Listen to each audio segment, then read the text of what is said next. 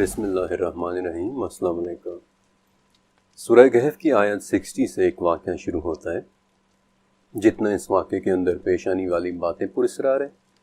اتنا ہی اس واقعے میں شامل افراد اور اتنی ہی اس واقعے میں بتائی گئی جگہیں۔ اور یہ وہ واقعہ ہے جس کے متعلق علماء بھی کہتے ہیں کہ یہ واقعہ قرآنی واقعات کے منفرد ترین واقعات میں سے ایک ہے۔ حضرت موسیٰ علیہ السلام کا ایک شخص سے ملاقات کا واقعہ، وہ شخص کے جنہیں قرآن پاک میں نام نہیں دیا گیا، لیکن بخاری اور مسلم کی ایک حدیث سے اس واقعے کا کانٹیکسٹ ضرور پتہ چل جاتا ہے۔ حضرت موسیٰ علیہ السلام نے ایک مرتبہ بنی اسرائیل میں خطبہ دیا تو ایک شخص نے آپ سے پوچھا کہ لوگوں میں سب سے زیادہ علم کس کے پاس ہے؟ حضرت موسیٰ علیہ السلام نے جواب دیا کہ میرے پاس۔ اس پر اللہ تعالیٰ نے حضرت موسیٰ علیہ السلام کی طرف وحی کی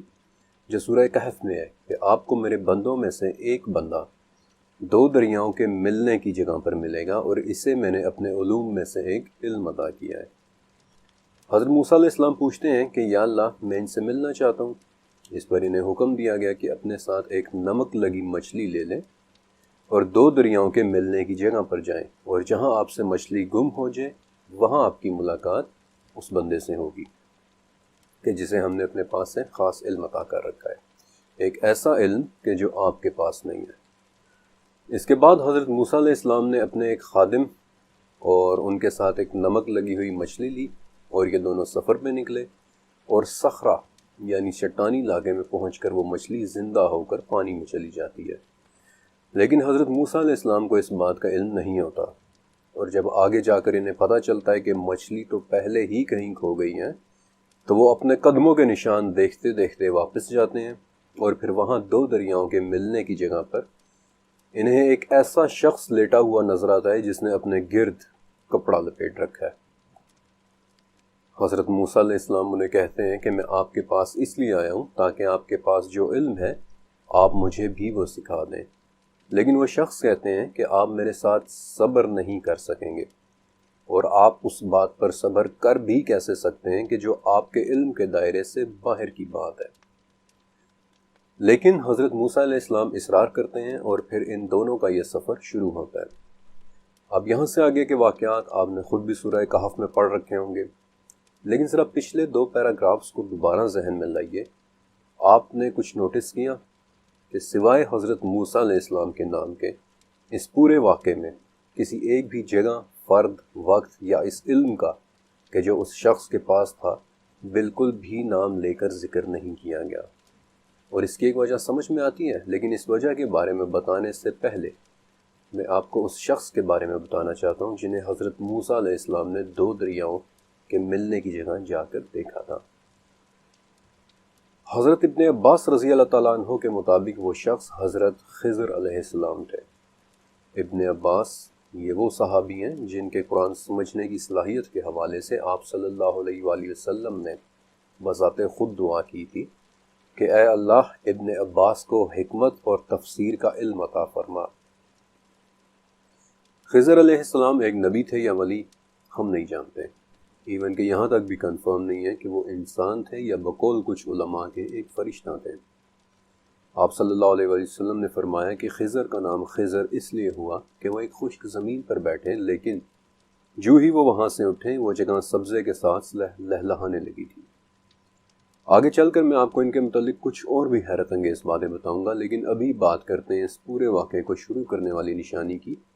ایک نمک لگی ہوئی مچھلی کا اس مخصوص چٹان پر زندہ ہونا۔ کیسے؟ آپ کہہ سکتے ہیں کہ یہ ایک معجزہ تھا، لیکن اس ڈاکیومنٹری کے اندر اب تک آپ کو کم سے کم یہ بات سمجھ آ چکی ہوگی کہ دین اسلام میں کچھ بھی رینڈملی نہیں ہو رہا۔ اس میں پیش آنے والا ہر واقعہ اپنے اندر ایک معنی رکھتا ہے، ایک میننگ رکھتا ہے۔ لہٰذا کیسے سورہ کہف کے مطابق مچھلی زندہ ہو کر عجیب طریقے سے دریا میں اپنا راستہ بنا کر چلی گئی؟ ابن کثیر، طبری اور سفیان، ان تینوں کا یہ ماننا ہے کہ اس چٹان کے نیچے در حقیقت آب حیات کا چشمہ تھا، اور اسی پانی کے چھینٹے پڑنے سے وہ مچھلی زندہ ہو گئی تھی۔ اور یہاں پر مچھلی کو نمک لگانے کی وجہ بھی سمجھ میں آتی ہے، کیونکہ نمک گوشت کے اندر سے تمام پانی کھینچ لیتا ہے، ایکسٹریکٹ کر لیتا ہے، جسے مکمل طور پر ڈی ہائیڈریٹ کر دیتا ہے۔ یعنی کہ ٹیکنیکلی اس مچھلی کے زندہ ہونے کے چانسز تھے ہی نہیں، وہ بالکل خشک ہو چکی ہوگی، سوکھ چکی ہوگی، مگر آب حیات کے چھینٹے پڑنے کی وجہ سے وہ زندہ ہوئی اور عجیب طریقے سے پانی میں راستہ بنا کر چلی گئی، اور اسی بات نے نشانی بننا تھا۔ اس راستہ بنانے کے لیے جو لفظ استعمال ہوا ہے وہ سرابا ہے۔ اس سرابا کا مطلب پھسل جانا اور ایک زیر زمین راستہ یا ایک سرنگ بھی ہوتا ہے۔ انفیکٹ یہیں سے لفظ انسرب بھی نکلتا ہے، جس کا معنی ہے کسی کے چھپ کر بیٹھنے کی جگہ۔ کیا یہ چٹانوں کے نیچے چھپا ہوا کوئی مکان تھا؟ اس لفظ کو دیکھتے ہوئے تو ایسا ہی لگتا ہے، لیکن ذرا آب حیات کی طرف واپس آئیں۔ پہلا سوال کہ کیا آب حیات ایک سچ ہے؟ بخاری اور مسلم دونوں میں ایک حدیث ہے کہ جہنم میں سے کچھ ایسے لوگ بھی نکالے جائیں گے جو کوئلے کی طرح جل چکے ہوں گے، اور پھر انہیں جنت کے کنارے پر واقع ایک نہر کے اندر ڈالا جائے گا، زندگی اور شادابی کے پانی کی نہر، جس کا نام ہی ماء الحیات ہے، یعنی آب حیات کی نہر، اور وہ اس کے پانی سے اس خوبصورت طریقے سے اگیں گے کہ جیسے سیلاب کے کنارے سبزہ اگاتا ہے۔ پانیوں کے حوالے سے میں ایک اور بات بھی آپ کو بتا دینا چاہتا ہوں کہ ہماری دنیا میں کچھ پانی ایسے بھی ہیں جن کا منبع دراصل ہماری اپنی دنیا نہیں ہے۔ مثلا احادیث کی 6 کتابوں میں آپ کو ایک بڑی ہی خاص حدیث ملے گی کہ سدرۃ المنتہا کی جڑ سے 4 نہریں نکلتی ہیں۔ ان میں سے 2 نہریں یعنی سیحان اور جیحان ہماری دنیا کی نہیں ہیں، لیکن باقی 2 نہریں یعنی نیل اور فرات ہماری دنیا میں آ کر نکلتی ہیں۔ بالکل اسی طرح آب زمزم بھی دراصل حضرت جبرائیل علیہ السلام کے زمین پر پاؤں مارنے کی جگہ سے نکلا تھا، جب حضرت ہاجرہ رضی اللہ تعالیٰ عنہا پانی کی تلاش میں صفا اور مروہ کے درمیان بھاگ رہی تھی۔ تو کیا فرات اور زمزم جیسے کسی تیسرے حیرت انگیز پانی کا چشمہ اور بھی ہے جو ابھی تک آنکھوں سے چھپا ہوا ہے؟ تاریخ میں مختلف کلچرز کے اندر آب حیات کے لیے 1000 سے زیادہ نام استعمال ہو چکے ہیں۔ اس کی خصوصیات میں عمر بڑھنے کو آہستہ کرنا اور زخموں کو بھر دینا شامل ہے، اور اس کا لکھا ہوا تذکرہ آپ کو 2500 سال پہلے گزرے ایک یونانی مورخ ہیروڈوٹس کی کتاب میں بھی ملے گا۔ میں ایک مرتبہ پہلے بھی آپ کو ہیروڈوٹس کے متعلق بتا چکا ہوں کہ ہمیں ہیروڈوٹس کی کتابوں سے اس وقت کی جیوگرافی اور حالات کو سمجھنے میں بڑی مدد ملتی ہے، کیونکہ ہیروڈوٹس نے کئی سفر کیے تھے۔ انفیکٹ آپ کو یاد ہوگا کہ 10ویں چیپٹر میں صدوم اور عمورہ کے شہر ڈھونڈنے میں بھی اس کی کتابوں سے بہت مدد ملی تھی۔ آسان الفاظ میں جان لیں کہ ہیروڈوٹس کو بابائے تاریخ کہتے ہیں، یعنی فادر آف ہسٹری، ایک یونانی مورخ، جیوگرافر اور رائٹر، جس کی کتابوں میں ایک بہت ہی اہم کتاب کا نام ہے ہسٹوریائے، یعنی ہسٹریز، یعنی تاریخیں۔ اس کتاب میں ہیروڈوٹس نے ایک مقام پر افریقہ میں آباد ایک خاص نسل کے لوگوں کا ذکر کیا تھا کہ جو میکروبینز کہلاتے تھے۔ وہ لوگ جس علاقے میں رہتے تھے وہ علاقہ اس وقت آدھے سوڈان اور آدھے مصر میں ہے، اور یہ تمام نقشے میں آپ کو ویڈیوز کے اندر دکھاؤں گا بھی۔ ہیروڈوٹس لکھتا ہے کہ میکروبینز بہت خوبصورت، لمبے تڑنگے، طاقتور اور بڑے جنگجو قسم کے لوگ تھے، اور ان کے پاس اتنا سونا تھا کہ یہ اپنے مجرموں کو بیڑیاں بھی سونے کی پہناتے تھے۔ میکروبینز کی جسمانی طاقت کے متعلق ہیروڈوٹس نے ایک بڑا دلچسپ واقعہ بھی لکھا ہے کہ ایک مرتبہ جب ایران کے بادشاہ کیمبیسز II نے میکروبینز کی طرف اپنا ڈیلیگیشن بھیجا، اپنا وفد بھیجا، اور یہ کہا کہ تم لوگ میری بادشاہت قبول کر لو ورنہ میں تم پر حملہ کروں گا، تو میکروبینز کے بادشاہ نے اس وفد کو اپنی کمان دی اور کہا کہ اگر تم اس کمان کو موڑ کر اس میں ڈوری ڈال لو تو میں اپنی بادشاہی چھوڑ کر تمہارے بادشاہ کا غلام بن جاؤں گا۔ اور مزے کی بات یہ ہے کہ وفد کے کسی بھی شخص میں اس کی کمان کو موڑ سکنے کی ہمت نہیں تھی۔ لیکن ان کی سب سے عجیب بات یہ تھی کہ یہ لوگ بہت لمبے لمبے عرصے تک جیا کرتے تھے۔ ان کے ایوریج شخص کی عمر میں کم سے کم 120 سال کا ذکر ملتا ہے، یعنی کہ آج کے ایوریج انسان سے 2 گنا زیادہ لمبی عمر۔ ان لوگوں کی خوراک ویسے تو دودھ اور گوشت پر ہی مبنی ہوتی تھی، لیکن جب ہیروڈوٹس نے ان کے ایک بادشاہ سے ان کی لمبی عمروں کے متعلق پوچھا تو وہ انہیں ایک چشمے پر لے گیا جہاں کچھ لوگ اپنا جسم دھو رہے تھے، اور ان کا جسم ایسے چمک رہا تھا جیسے وہ پانی کے بجائے تیل سے نہا رہے ہوں۔ ہیروڈوٹس کہتا ہے کہ اس وقت ان لوگوں کے جسموں سے بنفشی پھولوں یعنی وائلٹ فلاورز کی خوشبو آ رہی تھی۔ وہ پانی ایسا عجیب پانی تھا کہ اس میں کچھ بھی تیرتا نہیں تھا، نہ کوئی لکڑی نہ ہی کوئی اور شے، بلکہ سبھی کچھ اس کی تہ میں چلا جاتا تھا۔ آب حیات کے متعلق ایک اور قابل ذکر واقعہ آج سے 2200 سال پہلے کے چائنا میں بھی ملتا ہے۔ چائنا پر اس وقت قنگ ڈائنیسٹی کی بادشاہی تھی، وہی قنگ ڈائنیسٹی جس کے نام پر آج چین کا نام بھی چینی ہے، کیونکہ یہ وہ شخص تھا جس نے پہلی مرتبہ چائنا کو متحد کیا تھا۔ اس بادشاہ چین نے بھی آب حیات کی تلاش میں اس کے چشمے کے متعلق اس کی باتیں سن رکھی تھی، لہٰذا اس نے آب حیات کی تلاش میں 500 مردوں اور 500 عورتوں کا ایک ایکسپیڈیشن روانہ کیا، لیکن اتنے بڑے سکیل پر تلاش کے لیے وہ لوگ کافی نہیں تھے، لہٰذا اس نے ایک بار پھر سے 3000 مردوں اور عورتوں کا ایک سیکنڈ ایکسپیڈیشن بھیجا، لیکن اس سیکنڈ ایکسپیڈیشن میں سے بھی کوئی واپس نہیں آیا۔ بہرحال یہی وہ ایکسپیڈیشن تھا جس میں بیسیکلی پھر جاپان دریافت ہوا تھا۔ 15ویں سے 18ویں صدی کا دور ایج آف ایکسپلوریشن یعنی دریافتوں کا دور کہلاتا ہے۔ اس ٹائم پیریڈ کا ایک اور نام بادبانوں کا دور بھی ہے، کیونکہ یہ وہ وقت تھا کہ جب اسپین، پرتگال، ڈچ، فرینچ اور انگلش لوگ سمندروں میں اپنے بحری جہازوں کی پوری فلیٹس لیے نئی دنیایں دریافت کر رہے تھے، دنیا کو کولونائز کر رہے تھے۔ 1492 میں اسپین کا ایک شخص تھا جسے اس کی ملکہ نے سمندر کے راستے انڈیا ڈھونڈنے کے لیے بھیجا تاکہ وہ ان کے لیے ریشم اور مسالے لے کر آئے، لیکن وہی شخص بعد میں غلطی سے امریکہ پہنچ گیا، حالانکہ وہ وہاں پہنچ کر بھی یہی سوچتا رہا کہ شاید میں انڈیا میں پہنچ گیا ہوں۔ اس شخص کے نام سے آج آپ سبھی واقف ہوں گے، کرسٹوفر کولمبس، اور امریکہ کے مقامی لوگوں کا نام بھی ریڈ انڈینز اسی لیے ہے کیونکہ کولمبس آخری دم تک یہی سمجھتا رہا تھا کہ وہ انڈیا میں ہے۔ لیکن ملکہ ایزابیلا نے کولمبس کے بعد ایک اور ایکسپیڈیشن بھی بھیجا تھا جس کے متعلق زیادہ لوگ نہیں جانتے۔ اس مہم کو 1512 میں کیریبین کے جزائر کی طرف بھیجا گیا تھا اور اسے لیڈ کرنے والے شخص کا نام پونسے ڈے لیون تھا۔ اس ایکسپیڈیشن کی وجہ کولمبس کی کچھ رپورٹس تھیں جو اس نے ملکہ ایزابیلا کو بھیجی تھی، اور ان رپورٹس کے اندر اس نے لکھا تھا کہ میں نے کیریبین بہاماس کے علاقے میں ایک دلدلی علاقے کے متعلق سنا ہے جو 6 کلومیٹر لمبا ہے۔ اس علاقے کے شمال میں ایک ایسا تالاب ہے کہ جو ہائی ٹائیڈ یعنی مد کے دوران بھر جاتا ہے اور لو ٹائیڈ یعنی جزر کے وقت اس میں کچھ پانی بچ جاتا ہے، اور ہمیں رپورٹس ملی ہیں کہ اس تالاب کا پانی زخموں کو ٹھیک کر دیتا ہے۔ کولمبس کی ان رپورٹ سے متاثر ہو کر ملکہ ایزابیلا نے پونسے ڈے لیون کو کریبین کے جزائر میں بھیجا، جہاں وہ اگلے 8 سال تک آب حیات کے چشمے کی تلاش کرتا رہا، اور اس جنون کے پیچھے دراصل ایک حقیقی وجہ تھی بھی، اور وہ وجہ یہ تھی کہ کولمبس جس تالاب کا ذکر کر رہا تھا اس کی دیواریں لائم سٹون یعنی چونے کے پتھر سے بنی ہوئی تھی، جس کا مطلب یہ ہے کہ اس پانی میں یقیناً بے انتہا کیلشیم اور میگنیشیم رہا ہوگا کہ جو انسانی جلد کی ہیلنگ کے لیے بہت مدد دیتا ہے، اور نمکیات سے بھرے اس قسم کے تالاب میں نہانے پر انسان کی جلد نیچرلی پہلے سے زیادہ فریش اور خوبصورت محسوس ہوتی ہوگی۔ اور ایسے ہی کسی تالاب کی داستان سے متاثر ہو کر پونسے ڈے لیون اگلے 8 سال تک فاؤنٹین آف یوتھ کی تلاش میں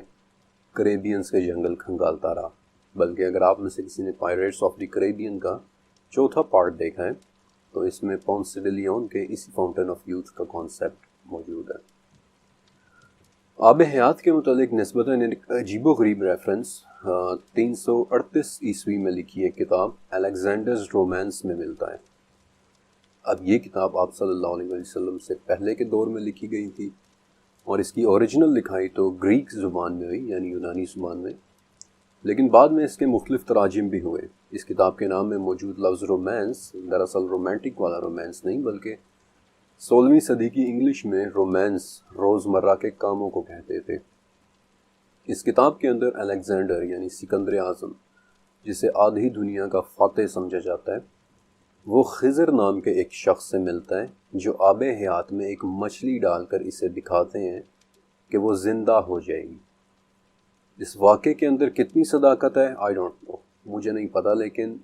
سن 338 عیسوی میں اس کتاب کے اندر یہ واقعہ لکھا جانا بذات خود ایک بڑی عجیب سی بات ہے۔ بہرحال آپ سوچ رہے ہوں گے کہ تاریخ میں آب حیات کا بہت سا ذکر ہے، مان لیا،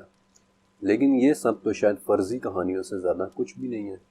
بھلا پانی کیسے عمر کو آہستہ کر سکتا ہے یا پھر زخموں کو بھر سکتا ہے؟ لیکن ذرا ایک منٹ کے لیے سوچئے کہ کیا یہ واقعی ناممکن ہے؟ بڑھاپے کا آنا کیا ہوتا ہے؟ آسان ترین الفاظ میں ایکیمولیشن آف ایرر، یعنی جیسے جیسے ہمارے خلیوں یا سیلز کے اندر اپنے آپ کو ریپیئر کرنے کی صلاحیت کم ہوتی جاتی ہے، ویسے ویسے ہم پر بڑھاپا طاری ہوتا جاتا ہے۔ میں آپ کو اس سے بھی زیادہ آسان زبان میں سمجھا دیتا ہوں کہ جب ہمارا خلیہ 1 سے 2 خلیوں میں تقسیم ہوتا ہے تو یہ عمل ہمارے جسم کی بڑھوتری، اس کی نشو و نما کے لیے بہت ضروری ہے۔ لیکن ہر دفعہ اس خلیے کی تقسیم کے ساتھ اس کے اندر پائے جانے والے کروموسومز کے سروں پر موجود چھوٹے چھوٹے دھاگے، جنہیں ٹیلومیرز کہتے ہیں، وہ مزید چھوٹے چھوٹے ہوتے چلے جاتے ہیں۔ اس کی مثال ایسے ہی ہے کہ جیسے ہم اپنے جوتوں کے تسموں کو بار بار باندھ رہے ہوں تو ہر دفعہ باندھنے پر تسموں کے سرے آہستہ آہستہ خراب ہوتے چلے جائیں گے، اور جب یہ ٹیلومیرز خطرناک حد تک چھوٹے ہو جائیں تو خلیہ مزید تقسیم نہیں ہوتا، اور یہ پوائنٹ ایک خلیے کی زندگی میں ہیفلک لمٹ کہلاتا ہے، یعنی اب اس سے زیادہ خلیے تقسیم نہیں ہونا اور آپ کے جسم کی بڑھوتری اور نشو و نما پر اس کا اثر پڑے گا۔ تھیوریٹیکلی اگر کسی طرح سے ٹیلومیرز کی اس ہیفلک لمٹ کو ختم کر دیا جائے تو ہمارا یہ خلیہ، ہمارا یہ سیل ہمیشہ تقسیم ہوتا رہے گا، یعنی عام الفاظ میں ایک بہت بہت لمبی عمر۔ اب سوال یہ ہے کہ ٹیلومیرز کے اس نقصان کو کس طرح سے دور کیا جا سکتا ہے؟ تو اس کا جواب ہمارے جینز میں ہے۔ اگر آپ ایک بہت بوڑھے اور ایک بالکل نوجوان شخص کے جینز کو آپس میں ایک دوسرے کے ساتھ کمپیئر کریں تو آپ یہ دیکھیں گے کہ ٹیلومیرز کا یہ نقصان سب سے زیادہ 60 قسم کے جینز میں فوکس کر رہا ہے، لیکن کچھ جینز ایسے بھی ہیں جو اس نقصان کو کم کرنے کی کوشش میں مگن ہوتے ہیں، اور ایسے ہی ایک جین کا نام SIR2 یعنی سائلنٹ انفارمیشن ریگولیٹر 2 ہے۔ جب ایک ایکسپیریمنٹ کے دوران خمیر یعنی ییسٹ کے ایک خلیے میں اس جین کی ایکسٹرا کاپیز ڈالی گئیں تو خمیر کی ایوریج عمر 1 ہفتے سے بڑھ کر 1.5 ہفتہ ہو گئی تھی، اور جب اسی خلیے میں سے اس جین کو مکمل طور پر ڈیلیٹ کر دیا گیا تو وہ 1 ہفتے کے بجائے صرف 5 دن تک زندہ رہ سکا تھا۔ اب یہ تمام انفارمیشن واقعی بڑی لاجواب ہے،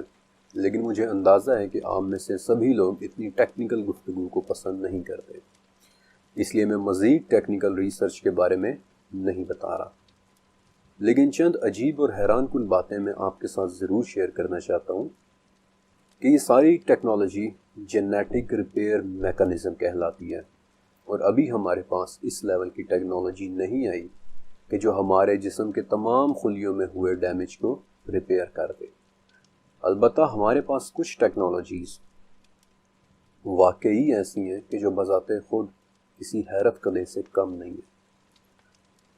آپ سب نے اکثر پاکستان میں گرمیوں کے موسم میں چھپکلیاں نکلتے دیکھی ہوں گی اور کئی مرتبہ انہیں مارا بھی ہوگا، لیکن کبھی آپ نے نوٹس کیا ہے کہ چھپکلیوں کی دم کٹ جانے پر صرف چند ہفتوں کے اندر اس کی پوری دم واپس آ جاتی ہے۔ انفیکٹ چھپکلیوں جیسا یہ جانور ہے سیلامینڈر، جس کا جسم نہ صرف اپنی دم دوبارہ سے ریپیئر کر سکتا ہے بلکہ اپنی آنکھیں، اپنے بازو اور اپنی آنتیں تک دوبارہ سے جنریٹ کر لینے کی صلاحیت رکھتا ہے۔ قدرت کی اس حیران کن کاریگری سے متاثر ہو کر جرمنی اور امریکہ میں ایک نئی ٹیکنالوجی انوینٹ کی گئی تھی، ڈسکور کی گئی تھی، جسے ٹیشو کلچر ٹیکنالوجی کہتے ہیں، جس میں کسی جاندار کے ٹیشو کا ایک چھوٹا سا حصہ ایک آرٹیفیشل ماحول میں بڑی احتیاط کے ساتھ رکھا جاتا ہے، یہاں تک کہ وہ چھوٹا سا حصہ آہستہ آہستہ اپنے پورے باقی حصوں کو بھی جنریٹ کر لیتا ہے۔ اس کی مثال ایسے ہی ہے کہ ایک پتی، فلاور پیٹل، اسے ایک خاص ماحول میں رکھا جائے، احتیاط سے رکھا جائے، اور اس سے پورے کا پورا پھول دوبارہ سے کھل اٹھے۔ سچ کہوں تو یہ ایک معجزاتی سی ٹیکنالوجی ہے، لیکن یہ بھی سچ ہے کہ ابھی تک میری انفارمیشن کے مطابق یہ ٹیکنالوجی پھولوں اور پودوں میں تو استعمال ہو چکی ہے، لیکن جانوروں اور انسانوں میں اس کا استعمال کہاں کہاں تک ہو رہا ہے یہ انفارمیشن شاید ابھی پبلک نہیں کی گئی۔ لیکن 2017 اور 2018 میں امریکہ کی اسٹینفورڈ یونیورسٹی کے جینوم ٹیکنالوجی سینٹر نے ایک بالکل نئی ٹیکنالوجی انوینٹ کی تھی۔ اس ٹیکنالوجی کو ابھی تک اس قدر کلاسیفائڈ یعنی پوشیدہ رکھا گیا ہے، یعنی پبلک کو اس کی مکمل انفارمیشن تک میسر نہیں ہے۔ اس ٹیکنالوجی کا نام میجسٹک ہے،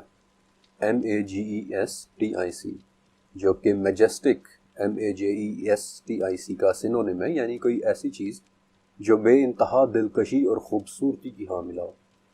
لیکن اس ٹیکنالوجی کا نام میجسٹک دراصل ایک مخفف ہے، اور اگر آپ اس کا نام دیکھیں یا سنیں تو شاید آپ مجھ سے بہتر سمجھ جائیں کہ یہ ٹیکنالوجی کیا کچھ کرنے کی اہلیت رکھتی ہوگی۔ This majestic stands for Multiplex Accurate Genome Editing with Short and Trackable Integrated Cellular Barcodes۔ اب سچ کہوں تو کبھی کبھار مجھے خوف آتا ہے کہ آب حیات کی تلاش میں انسان ٹیکنالوجی کی کون کون سی حدود کو چھیڑ رہا ہے۔ یہ آب حیات کی تلاش میں ٹیکنالوجی کی کہانی تھی، لیکن آپ کے ذہن میں شاید ایک سوال ہو کہ کیا قدرتی طور پر بھی ایک بہت لمبی عمر کا ثبوت ملتا ہے؟ میں آپ کو دو بہت ہی خاص جانوروں کے بارے میں بتانا چاہتا ہوں۔ میڈیٹرینین کے سمندروں میں ایک جیلی فش دریافت ہوئی تھی جس کا ویسے تو نام ٹوریٹاپسز ڈورنی ہے، لیکن اس کا ایک کامن اور ایک مشہور نام بھی ہے کہ جس نام سے اسے سبھی لوگ جانتے ہیں، دی امورٹل جیلی فش، یعنی کہ نہ مرنے والی جیلی فش۔ یہ ایک چھوٹا سا جاندار ہے اور واحد ایسا جانور ہے کہ جسے سائنس امورٹل یعنی امر مانتی ہے، کیونکہ اس کے خلیے باقی جانوروں کے برعکس ٹرانس ڈفرینشیشن نامی ایک پروسیس سے تقسیم ہوتے ہیں، یعنی آسان الفاظ میں اس کے خلیے ایک قسم سے دوسری قسم کے خلیوں میں تبدیل ہو جاتے ہیں، اور اس طرح سے اس کے ٹیلومیرز یا اس کے تسمے ڈیمیج نہیں ہو پاتے، جس کا نتیجہ یہ نکلتا ہے کہ یہ بوڑھی ہی نہیں آتی۔ اور دوسرا جانور ہے شارک۔ شارک وہ واحد جانور ہے کہ جو ہر ایک بیماری سے مستثنیٰ ہے، امیون ہے۔ اس پر نہ ہی کسی وائرس کا اثر ہوتا ہے اور نہ ہی کسی بیماری کا، یہاں تک کہ شارک کینسر سے بھی امیون ہوتی ہے۔ شارک ہی کی ایک قسم ہے دا گرین لینڈ شارک۔ گرین لینڈ شارک کی عمر حیرت انگیز حد تک لمبی ہوتی ہے۔ 2016 میں نارتھ اٹلانٹک سمندر سے ایک گرین لینڈ شارک ملی تھی۔ اس کی عمر معلوم کرنے کے لیے جب اس کے آنکھوں کے کرسٹلز کی کاربن ڈیٹنگ کی گئی تو آپ جانتے ہیں کہ اس کی عمر کیا نکلی تھی؟ بس اتنا کہوں گا کہ جب وہ شارک پیدا ہوئی تھی تب ہمارے ملک میں اکبر بادشاہ حکومت کر رہا تھا۔ یہ بات سچ ہے کہ پانیوں میں ان کی کیمیکل کمپوزیشنز میں فرق ہوتا ہے۔ کچھ پانیوں کی تاثیر واقعی دوسرے پانیوں سے مختلف ہوتی ہے۔ میں آپ کو ایک اور مثال سے بھی سمجھا دیتا ہوں کہ سمندر کے پانی کا ایک قطرہ لیں اور اسے کسی مائکروسکوپ کے نیچے رکھ کر دیکھیں، آپ کو جو نظر آئے گا شاید آپ اس پر یقین بھی نہ کریں۔ سمندر کے پانی کے ایک قطرے یعنی 1 ملی میٹر کے اندر 1 کروڑ وائرسز، 10 لاکھ بیکٹیریاز اور 1000 چھوٹے چھوٹے پروٹوزونز اور ایلگی تک موجود ہو سکتے ہیں۔ البتہ اگر آپ منرل واٹر یا کسی ایسے پانی کے قطرے کی بات کریں جو کسی چشمے یا جھرنے سے آیا ہو تو وہ تھوڑا سا صاف ہوتا ہے، اور اس میں عام پانی کی نسبت واقعی ایسے نمکیات یا منرلز موجود ہوتے ہیں کہ جو ہمارا جسم خود سے پیدا نہیں کر سکتا۔ پھر اس سے بھی زیادہ صاف تاثیر والا پانی سپرنگ واٹر یا گلیشیئر واٹر ہوتا ہے، مثلا جاپان کے کوبے جھرنوں سے آیا ہوا ایک بہت ہی صاف پانی جس کی 750 ml کی بوتل کی قیمت اس وقت پاکستانی 40,000 روپے ہے۔ اور اگر آپ کو اس سے بھی زیادہ صاف اور ایک مختلف تاثیر والا پانی چاہیے تو فیجی کے جزائر کے جھرنوں سے نکلنے والا پانی پئیں، اور اس کی قیمت تو میں خود آپ کو نہیں بتا رہا، لیکن اگر آپ جاننا ہی چاہتے ہیں تو ایکوا ڈی کرسٹالو ٹریبیوٹو اے موڈیگلانی لکھ کر گوگل پر سرچ کر لیں، آپ خود اس کی قیمت جان لیں گے۔ البتہ پانیوں میں ایک ایسا پانی بھی ہے کہ جس کا میں آخر میں ذکر کرنا چاہتا تھا، اور وہ ہے آب زمزم۔ آب زمزم میں باقی پانیوں کی نسبت پی ایچ لیول تھوڑا سا زیادہ ہوتا ہے، جس کی وجہ سے یہ گردوں کی پتھری توڑنے میں واقعی ایک شافی دوا کا کام کرتا ہے، اور بہت سی وجوہات کی بنا پر آب زمزم واقعی ایک معجزہ ہے۔ ان وجوہات میں سے ایک بڑی وجہ یہ بھی ہے کہ آب زمزم کے کنویں میں کسی قسم کی کوئی کائی نہیں ہوتی، حالانکہ عموماً پانی کے کنووں میں بایولوجیکل گروتھ کا اگانا ایک عام سی بات ہے، مثلاً الگئی یعنی کائی وغیرہ۔ اور ویسے تو ریسرچرز یہ کہتے ہیں کہ چونکہ زمزم کے کنویں میں 8000 لیٹر پر سیکنڈ کے حساب سے پانی آ رہا ہے، اور اتنی تیز سپیڈ پر کائی کا جمنا تھوڑا مشکل ہوتا ہے۔ لیکن اگر آپ نے انگا فالز کا نام سنا ہے تو دنیا میں پانی کی سب سے زیادہ تیز انفلو والی جگہ ہے۔ کانگو کے دریا کی ایک آبشار جس کے اندر ایک سیکنڈ میں 43,000 کیوبک لیٹر پانی آ رہا ہے، اور پانی کے اتنی تیزی سے انفلو پر بھی اس آبشار کے پلنج پول میں آپ کو کائی جمی ہوئی ملے گی۔ یہ ساری گفتگو کرنا اس لیے ضروری تھا تاکہ آپ اچھی طرح جان لیں کہ اللہ تعالیٰ نے دنیا کے مختلف پانیوں کی مختلف خصوصیات اور مختلف تاثیریں رکھی ہیں۔ لیکن اگر آب حیات سچ ہے تو پھر یہ کہاں ہے؟ سورہ کہف میں یہ واقعہ جہاں سے شروع ہو رہا ہے، وہاں حضرت موسیٰ علیہ السلام اپنے خادم سے کہتے ہیں کہ میں تب تک چلتا رہوں گا جب تک مجمع البحرین نہ پہنچ جاؤں۔ اب اس کا عمومی ترجمہ تو دو دریاؤں کے ملنے کی جگہ ہی ہے، اور بعض علماء کے مطابق یہ بحیرہ احمر یعنی ریڈ سی اور بحیرہ روم یعنی میڈیٹرینین سی کے ملنے کی جگہ بھی۔ لیکن اگر آپ نے حضرت موسیٰ علیہ السلام کی زندگی کو سٹڈی کیا ہے تو آپ جانتے ہوں گے کہ ان کی زندگی مصر، سینائی پیننسولا اور اس کے قرب و جوار میں گزری ہے، اور اگر آپ اس نقشے کو دیکھیں تو ریڈ سی اور میڈیٹرینین دراصل کہیں بھی نہیں ملتے، اور نہ ہی یہ کہیں جمع ہوتے ہیں۔ انفیکٹ خشکی کا وہ ٹکڑا جہاں یہ دونوں دریا ایک دوسرے کے سب سے زیادہ قریب ہیں وہ بھی 75 میل چوڑا ہے، اور ٹیکنیکل زبان میں خشکی کا ایک ایسا ٹکڑا جو دو دریاؤں کو ایک دوسرے سے علیحدہ رکھے اسے استمس کہتے ہیں۔ تاریخ میں پہلی مرتبہ جب بحیرہ احمر اور بحیرہ روم واقعتاً آپس میں ملے تھے، وہ موقع آج سے صرف 163 سال پہلے آیا تھا، جب ان دونوں دریاؤں کو ملانے کے لیے استمس آف سینائی میں ایک نہر کھودی گئی تھی جسے آج ہم نہر سویز کہتے ہیں۔ تو پھر اگر اس ریجن میں دو دریا آپس میں ملتے ہوئے نظر نہیں آتے تو پھر یہ کس جگہ کا ذکر ہو رہا ہے؟ عربی الفاظ پر غور کریں۔ مجمع البحرین، اس کا مطلب دریاؤں کے ملنے کی جگہ بھی ہوتا ہے اور دریاؤں کے جمع ہونے کی جگہ بھی ہوتا ہے۔ سینائی پیننسلا کے ٹھیک اوپر ایک لگون ہے، یعنی ایک ایسی جھیل کہ جس میں سمندر کی ہائی ٹائیڈ یعنی مد کے دوران پانی آ کر جمع تو ہو جاتا ہے، لیکن اپنے آس پاس خشکی کی ایک پتلی سی باؤنڈری ہونے کی وجہ سے جزر کے وقت وہ پانی باہر نہیں نکل پاتا۔ اس لگون کا نام لیک برڈاول ہے، اور اس جھیل میں سمندر کا پانی جمع ہونے کے دو راستے ہیں، آؤٹ لیٹ 1 اور آؤٹ لیٹ 2، اور ان ہی آؤٹ لیٹ سے سمندر کا پانی آ کر اس جھیل میں اس کے اپنے پانی کے ساتھ جمع ہو جاتا ہے، اور لٹرلی مجمع البحرین یعنی دو پانیوں کے جمع ہونے کی ڈیفینیشن پر 100% پورا اترتا ہے۔ یہی وہ جگہ ہے جسے ہیروڈوٹس نے اپنی ہسٹریز میں سربونین باغ کا نام دیا تھا، یعنی ایک دلدلی علاقہ جو چلنے کے حساب سے بہت ہی مشکل ہے، دیکھنے میں سخت، لیکن یہاں سے گزرنے والی یونانی فوجیں پھنس اور بعض اوقات دھنس جایا کرتی تھی، اس لیے اس علاقے سے پبلک ہمیشہ دور رہی ہے۔ مختلف پانیوں اور آب حیات کے حوالے سے اگر ان تمام باتوں کو ایک جگہ جمع کیا جائے تو کیا حضرت موسیٰ علیہ السلام کی اس مچھلی والی چٹان کے نیچے آب حیات کا چشمہ ہو سکتا ہے؟ شاید ہاں، کیونکہ جیوگرافیکلی میکروبینز کی سرزمین اور اس واقعے میں پیش آنے والی جگہیں تقریباً ایک ہی جیسی ہیں۔ لیکن اگر وہاں واقعی آب حیات موجود تھا تو پھر صاف صاف بتا کیوں نہیں دیا گیا؟ اس کا جواب الٹا میں آپ سے ایک سوال کی صورت میں کرنا چاہتا ہوں کہ اگر میں آپ کو بتاؤں کہ فلاں شہر کے فلاں گھر میں ایک ایسا چشمہ پھوٹ پڑا ہے جس کا پانی خوبصورتی اور شباب کو دیر تک قائم رکھتا ہے، تو آپ اس گھر کے ساتھ کیا سلوک کریں گے؟ آپ اس پانی کی تلاش میں اس گھر کی اینٹ سے اینٹ بجا دیں گے، کیونکہ یہ ایک بہت بڑی انسانی کمزوری ہے، ہمیشگی کی خواہش، اور شاید اسی لیے اس واقعے کی جگہ کو بہت ہی ویگ رکھا گیا تھا۔ پہلے حضرت موسیٰ علیہ السلام کو صخرہ یعنی آب حیات والی اس چٹان پر لے جایا گیا،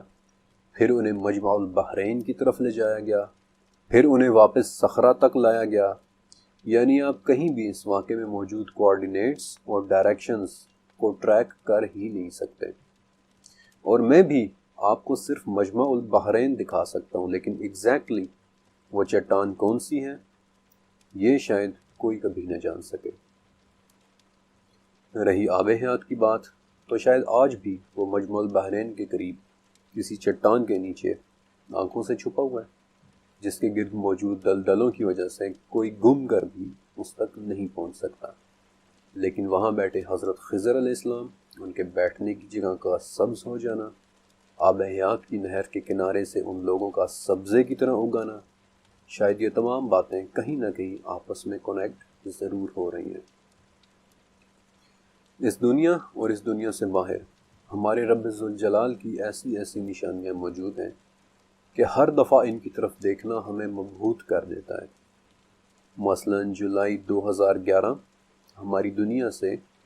12 ارب لائٹ ایئرز کے فاصلے پر پانی دریافت ہوا تھا، جو بالکل ہمارے ہی پانی یعنی H2O جیسا تھا، بس ایک معمولی سے فرق کے ساتھ، اور وہ یہ کہ اس پانی کی مقدار ہماری پوری دنیا میں موجود سمندروں کے پانی سے 140 کھرب گنا زیادہ تھی۔ خدا جانے اس عظیم الشان پانی کے ذخیرے میں کیا تاثیریں ہوں گی، اور شاید اس سے بھی اہم بات، اللہ جانتا ہے کہ اس پانی میں رب ذوالجلال کی کون کون سی مخلوقات تیر رہی ہوں گی۔ آب حیات اس واقعے کی صرف شروعات تھا۔ حضرت موسیٰ علیہ السلام جب خضر علیہ السلام سے ملتے ہیں اور انہیں وہ علم سکھانے کو کہتے ہیں کہ جو اللہ تعالیٰ نے انہیں اپنی طرف سے دیا ہے، تو خضر کہتے ہیں کہ آپ میرے ساتھ صبر نہیں کر پائیں گے، اور آپ اس پر صبر کر بھی کیسے سکتے ہیں جو آپ کے علم کے دائرے سے باہر کی بات ہے۔ حضرت خضر علیہ السلام کا یہ جواب بہت اہم تھا، کیونکہ آگے چل کر حضرت خضر علیہ السلام نے 3 کام کیے تھے۔ پہلا کام کہ جن لوگوں کی کشتی میں سفر کیا ان کی کشتی توڑ دی، حالانکہ کشتی والے بہت اچھے لوگ تھے، انفیکٹ اتنے اچھے کہ انہوں نے تو موسیٰ علیہ السلام اور خضر علیہ السلام کو مسافر سمجھ کر ان سے کرایہ بھی نہیں لیا تھا۔ یہ دیکھ کر حضرت موسیٰ علیہ السلام شرمندہ ہو گئے کہ یہ آپ نے کیا کیا، لیکن خضر علیہ السلام نے صرف اتنا جواب دیا کہ میں نے آپ کو کہا تھا نا کہ آپ میرے ساتھ صبر نہیں کر سکیں گے۔ دوسرا کام یہ کہ کچھ بچوں کو کھیلتا دیکھ کر خضر علیہ السلام نے ان میں سے ایک بچے کا سر ہی الگ کر دیا۔ یہ دیکھ کر تو موسیٰ علیہ السلام سے بالکل بھی نہیں رہا گیا، اور وہ بولے کہ یہ آپ نے کیا کر دیا، لیکن خضر علیہ السلام نے غصے سے جواب دیا کہ میں نے آپ کو کہا بھی تھا کہ آپ میرے ساتھ صبر نہیں کر سکیں گے۔ اور تیسرا کام یہ کہ کچھ نہایت ہی بد اخلاق لوگوں کے ایک گاؤں میں پہنچ کر ان کی بے انتہا بدسلوکی کے باوجود ان کے گاؤں میں موجود ایک دیوار کے جو گرنے ہی والی تھی اسے بغیر کسی معاوضے کے ٹھیک کر دیا۔ اور جب حضرت موسیٰ علیہ السلام اس پر بھی تل ملا اٹھے کہ آپ نے اتنے بد اخلاق لوگوں کے ساتھ اتنے اخلاق کا مظاہرہ کیوں کیا، تو اس پر حضرت خضر علیہ السلام نے کہا کہ بس یہاں سے آگے اب ہم ساتھ نہیں رہ سکتے۔ اور پھر حضرت خضر علیہ السلام نے حضرت موسیٰ علیہ السلام کو ان تینوں باتوں کے کرنے کی وجہ بتائی، وہ وجوہات جنہوں نے مستقبل میں ہونا تھا۔ مثلا کشتی کو اس لیے توڑا کیونکہ آگے اسے ایک بادشاہ نے پکڑ لینا تھا، بچے کو اس لیے مارا کیونکہ اس نے اپنے ماں باپ کے لیے آگے چل کر ایک فتنہ بچ جانا تھا، اور دیوار کو اس لیے ٹھیک کیا کیونکہ اس دیوار کے نیچے ایک ایماندار شخص کی اولاد کی دولت چھپی ہوئی تھی جسے انہوں نے آگے چل کر استعمال کرنا تھا۔ بلکہ اس پر آپ صلی اللہ علیہ وسلم نے بھی کہا تھا کہ اللہ تعالیٰ حضرت موسیٰ علیہ السلام پر رحم کرے، کاش وہ تھوڑا سا اور صبر کر لیتے تو اور کیا کیا واقعات دیکھ لیتے۔ اب ایک سوال جو تقریباً ہر ذہن میں آتا ہے کہ حضرت خضر علیہ السلام کو اللہ تعالیٰ نے ایسا کون سا علم عطا کیا تھا کہ جسے قرآن پاک میں ہمارے علوم میں سے ایک علم کہا گیا ہے۔ آپ کو پتہ ہے کہ جب حضرت موسیٰ علیہ السلام نے خضر علیہ السلام نے سے ان کا علم سیکھنے کے بارے میں درخواست کی تھی، اور جب یہ دونوں کشتی میں بیٹھے ہوئے تھے تو اس وقت ایک پرندہ آیا تھا، اور اس نے پانی میں چونچ ڈال کر اپنے منہ میں پانی بھرا تھا اور اڑ گیا تھا۔ اس پر خضر علیہ السلام نے موسیٰ علیہ السلام سے کہا تھا کہ جو علم مجھے اور آپ کو عطا کیا گیا ہے وہ اللہ کے علم کے مقابلے میں ایسا ہی ہے جیسے اس پرندے کی چونچ کا پانی اور یہ سمندر۔ سچ کہوں تو اللہ تعالیٰ کے علم کے بارے میں سوچتے ہوئے اب مجھے اندازہ ہو رہا ہے کہ جب اللہ تعالیٰ اپنے علم سے کوئی حکم صادر کرتے ہیں تو فرشتوں کے دلوں پر گھبراہٹ کیوں طاری ہو جاتی ہے، کیونکہ اللہ رب العزت کے علم اور مرتبے کے سامنے اپنی اوقات کا احساس واقعتاً گھبراہٹ طاری کر دیتا ہے۔ حضرت خضر علیہ السلام کے پاس ایگزیکٹلی وہ کون سا علم تھا یہ شاید ہم کبھی بھی نہیں جان سکے۔ اگر وہ وحی تھی تو حضرت موسیٰ علیہ السلام خود بھی پیغمبر تھے، وحی تو ان کے پاس بھی آتی تھی، بلکہ وحی کیا، حضرت موسیٰ علیہ السلام پر تو پوری کی پوری توریت نازل ہوئی تھی، بلکہ توریت بھی کیا، موسیٰ علیہ السلام تو وہ ہستی ہیں کہ جن کے ساتھ اللہ تعالیٰ نے بذات خود کلام کیا ہے۔ تو پھر ایسا کون سا علم تھا جس کے ذریعے خضر علیہ السلام یہ دیکھ لیتے تھے کہ فلاں لڑکے نے آگے چل کر اپنے والدین کو فتنے میں مبتلا کرنا ہے، یا پھر فلاں بادشاہ نے آگے چل کر کشتی کو ضبط کر لینا ہے، یا پھر فلاں لڑکوں نے آگے چل کر دیوار کے نیچے موجود خزانے کو نکالنا ہے۔ ہم اس ایگزیکٹ علم کے بارے میں نہیں جانتے، لیکن ایک بات تو واضح ہے کہ اللہ تعالیٰ نے حضرت خضر علیہ السلام کو وقت کی سمجھ دے رکھی تھی۔ انفیکٹ انہوں نے شروع ہی میں یہ بات حضرت موسیٰ علیہ السلام کو بتا دی تھی کہ آگے چل کر آپ میرے ساتھ صبر نہیں کر سکیں گے۔ خضر علیہ السلام ٹائم یا وقت میں آگے اور پیچھے سفر کر رہے تھے یا نہیں، ہم نہیں جانتے، لیکن کیا ٹائم ٹریول ممکن ہے؟ چیپٹر کے اگلے حصے کے اندر میں آپ کو ٹائم ٹریول ہی کے متعلق کچھ بتاؤں گا۔